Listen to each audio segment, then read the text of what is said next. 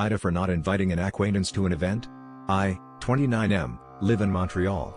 A few weeks ago I was talking to a guy I know, early 30s, who's from an Indian island in the Indian Ocean called Reunion.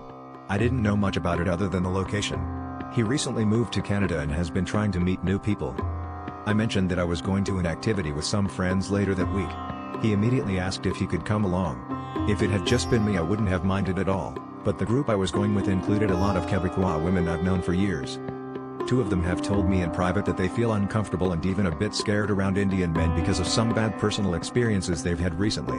I'm not saying that's fair, but it's how they feel. I didn't want to risk making the night dance or making my friends uncomfortable, especially since the event was supposed to be fun and social and one of those women I mentioned was very enthusiastic about it and I did not want to ruin it.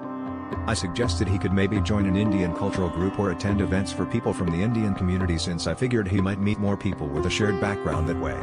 He told me they don't accept him because he's not from mainland India.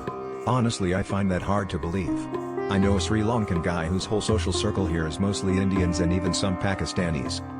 On top of that, while this acquaintance lived in Paris for 2 years, I'm not totally sure his French is strong enough for a full francophone event. Most of my friends at this gathering don't speak much English, so I didn't want him to feel left out either.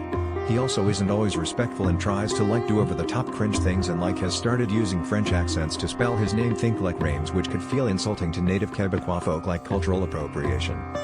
I told him, sorry, this is more of a friends thing, and changed the subject.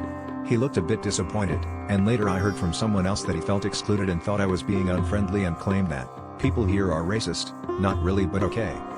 Now I'm wondering if I was an off or not, just letting him come along and leaving it up to him to navigate.